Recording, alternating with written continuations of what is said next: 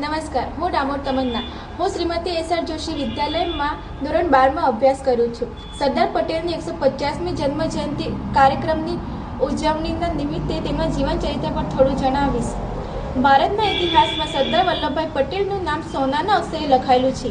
તેઓ ભારતના લોહ પુરુષ તરીકે જાણીતા છે. તેમની દ્રઢ ઈચ્છાશક્તિ, અડગ સંકલ્પ અને દેશપ્રેમના કારણે ભારતમાં એકીકરણ યોગદાન આપ્યું. સરદાર પટેલનો જન્મ 31 ઓક્ટોબર 1875ના રોજ ગુજરાતના નડિયાદ ગામે થયો હતો.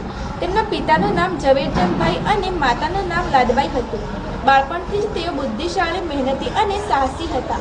શરૂઆતમાં તેઓ વકીલ તરીકે કાર્ય કરતા હતા અને લોકોના હિત માટે ન્યાય મેળવવા સહાય કરતા.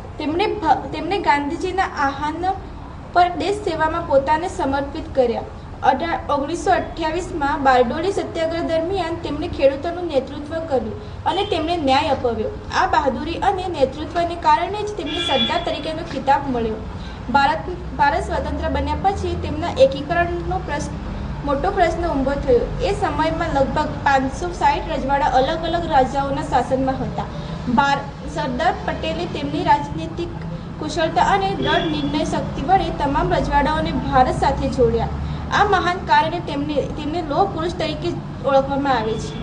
તેમણે ભારતના પ્રથમ ઉપવડાપ્રધાન તરીકે અને ગૃહમંત્રી તરીકે પણ સેવા આપી. તેઓ હંમેશા દેશની એકતા અને અખંડિતતા માટે ચિંતિત રહેતા. સરદાર પટેલના નિધન 15 ડિસેમ્બર 1950ના રોજ મુંબઈમાં થયું. તેમનું સ્વપ્ન હતું કે એક મજબૂત અને એકતાશીલ ભારત.